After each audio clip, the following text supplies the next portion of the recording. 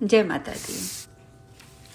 जन्मे जी आगे कहते हैं, हे गुरुदेव, जगत प्रभु भगवान विष्णु ने भी छलने हेतु वामन का रूप धारण किया था। उन्होंने वामन रूप से राजा बलि को ठग लिया था। महाराज बलि 100 यज्ञों का अनुष्ठान करने वाले, वेदों की आज्ञा का पालन करने वाले, धर्मात्मा, दानी, सत्यवादी एवं जितेंद्रिय थे। ऐसे महापुरुष को परम प्रभावशाली भगवान विष्णु ने अकस्मात पदच्युत कर दिया। अतः हे कृष्ण द्वैपायन व्यास जी, उन दोनों में कौन जीता? वंचना करके छल कर्म में निपुण भगवान वामन की विजय हुई या छले गए राजा बलि की? मुझे तो इस विषय में भी महान संदेह है। हे द्विजश्रेष्ठ, मुझे सत्य बात बताइए, क्योंकि आप पुराणों के रचयिता, धर्मज्ञ तथा महान बुद्धि संपन्न हैं। व्यास जी बोले, हे राजन, उस राजा बलि की ही विजय हुई जिसने समस्त भूमंडल का दान कर दिया था। हे राजन, जो त्रिविक्रम नाम से विख्यात थे, वे भगवान विष्णु वामन बने। हे नरेंद्र, उन्होंने छल करने के लिए ये वामन रूप धारण किया था और इसी छल के परिणाम स्वरूप उन श्री हरि को राजा बलि का द्वारपाल बनना पड़ा। अतः हे राजन, सत्य से बढ़कर धर्म का मूल और कुछ भी नहीं है। हे राजन, सम्यक प्रकार से सत्य का पालन करना प्राणियों के लिए अत्यंत दुष्कर है। अनेक रूप धारण करने वाली त्रिगुणात्मिकता का माया बड़ी बलवती है, जिसने तीनों गुणों से सम्मिश्रित इस विश्व की रचना की है। अतः हे राजन, छल कपट करने वाले से बिना प्रभावित हुए ये सत्य कैसे रह सकता है? सत्व, रज, तम, इन्हीं तीनों गुणों के मेल से संसार का प्रादुर्भाव हुआ। यही सृष्टि का सनातन नियम है।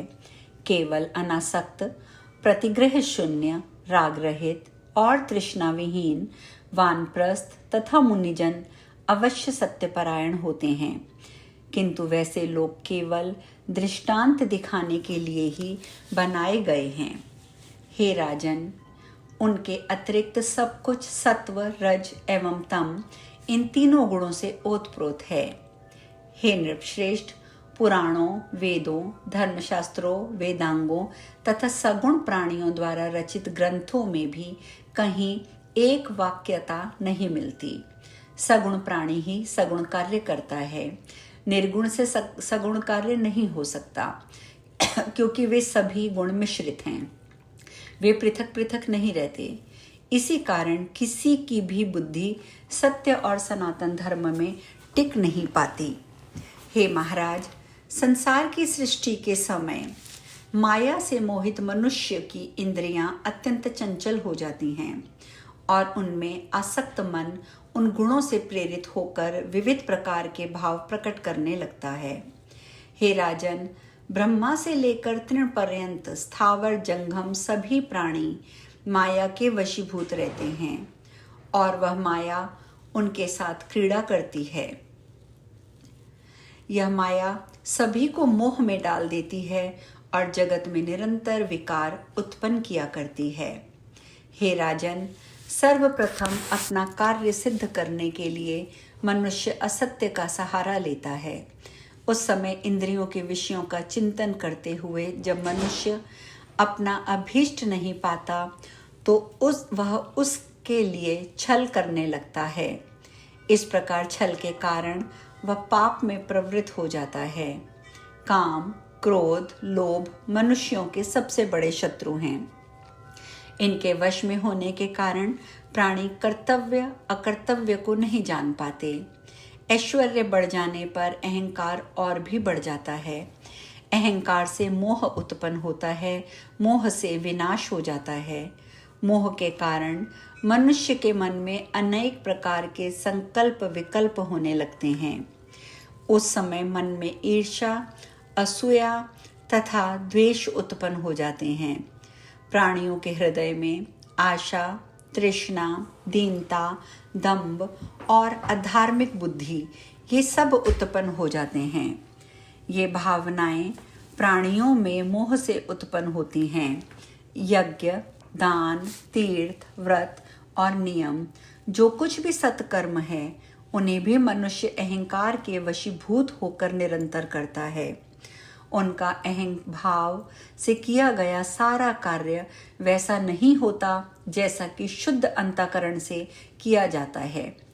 आसक्ति एवं लोभ से किया हुआ कोई भी कर्म सर्वथा अशुद्ध हो जाता है। बुद्धिमान मनुष्यों को चाहिए कि वे सर्वप्रथम द्रव्य शुद्धि पर विचार कर लें। द्रोह रहित कर्म करके अर्जित किया हुआ धन धर्म कार्य में प्रशस्त माना गया है। हे नृपश्रेष्ठ, द्रोह पूर्वक उपार्जित किए हुए द्रव्य के द्वारा मनुष्य जो उत्तम कार्य करता है, समय आने पर उसका विपरीत फल प्राप्त होता है। जिसका मन परम पवित्र है वही पूर्ण फल का अधिकारी होता है, और मन में विकार पूर्ण रहने पर उसे यथार्थ फल प्राप्त नहीं होता। जब कर्म कराने वाले ऋत्विक, आचार्य एवं लोगों का चित्त शुद्ध रहता है, तभी पूर्ण फल प्राप्त होता है। यदि देश, काल, क्रिया, द्रव्य, कर्ता और मंत्र, इन सब की शुद्धता रहती है, तभी कर्मों का पूरा फल प्राप्त होता है। जो मनुष्य शत्रुनाश तथा अपनी अभिवृद्धि के उद्देश्य से पुण्य कर्म करता है, तो उसे भी वैसा ही विपरीत फल मिलता है। स्वार्थ में लिप्त मनुष्य शुभ अशुभ का ज्ञान नहीं रख पाता और दैवाधीन होकर सदा पाप ही किया करता है, पुण्य नहीं। प्रजापति ब्रह्मा से ही देवता उत्पन्न हुए और उन्हीं से असुरों की भी उत्पत्ति हुई। वे सब के सब स्वार्थ में लिप्त होकर एक दूसरे के विरुद्ध कार्य करते हैं। वेदों में कहा गया है कि सत्व गुण से सभी देवता, रजोगुण से मनुष्य और तमोगुण से पशु, पक्षी और तिर्यक योनि के जीव उत्पन्न होते हैं। अतएव जब सत्व गुण से उत्पन्न देवताओं में भी निरंतर आपस में वैर भाव रहता है, तब पशु पक्षियों में परस्पर जाति वैर उत्पन्न करने में या होने में क्या आश्चर्य। देवता भी सदैव द्रोह में तत्पर रहते हैं, तपस्या में विघ्न डाला करते हैं। हे नृप, वे सदा असंतुष्ट रहते हुए द्वेष परायण होकर आपस में विरोध भाव रखते हैं। अतः हे राजन, जब यह संसार ही अहंकार से उत्पन्न हुआ है, तब वह राग द्वेष से हीन कैसे हो सकता है। व्यास जी आगे कहते हैं, हे नृपोत्तम, अब अधिक कहने से क्या लाभ। इस संसार में बिरला ही कोई ऐसा धर्मात्मा पुरुष होगा जो द्रोह भाव से रहित हो। ये चर अचर संपूर्ण संसार राग द्वेष से ओतप्रोत है। हे राजेंद्र, सतयुग में भी ये संसार ऐसा ही था, तब कलि से दूषित इसमें क्या कहा जाए। हे राजन, जब देवता भी सदा ईर्ष्या युक्त द्रोह से भरे हुए छल परायण रहते हैं, तब मनुष्य और पशु पक्षियों की तो बात ही क्या है। यदि कोई मनुष्य द्रोह करने वाले के प्रति द्रोह भाव रखे तो यह सनातन की बात है, किंतु द्रोह ना करने वाले तथा शांत स्वभाव वाले के प्रति द्वेष भाव रखने को नीचता कहा गया है। यदि कोई तपस्वी शांत होकर जप ध्यान में लीन हो जाता है, तो इंद्र उसके जप में विघ्न डालने हेतु तत्पर हो जाते हैं। सज्जन पुरुषों के लिए हर समय सतयुग दिखलाई पड़ता है और दुष्ट लोगों के लिए सर्वदा कलयुग ही रहता है।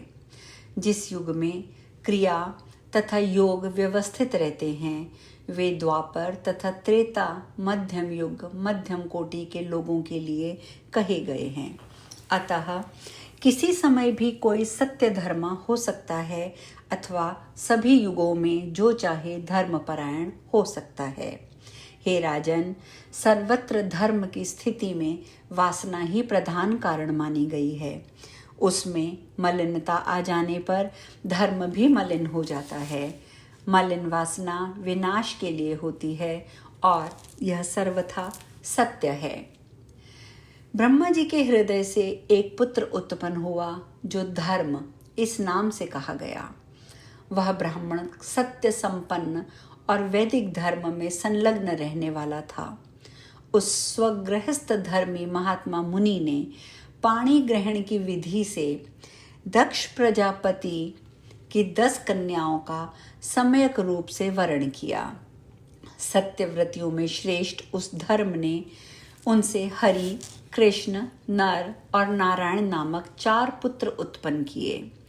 हे राजन, उनमें हरि और कृष्ण ये दोनों योगाभ्यास करने लगे और नर और नारायण ये दोनों हिमालय पर्वत के शिखर पर जाकर बद्रिका आश्रम तीर्थ में कठिन तपस्या करने लगे। आज हम कथा में यहीं विश्राम लेंगे। शेष कल। जय माता दी।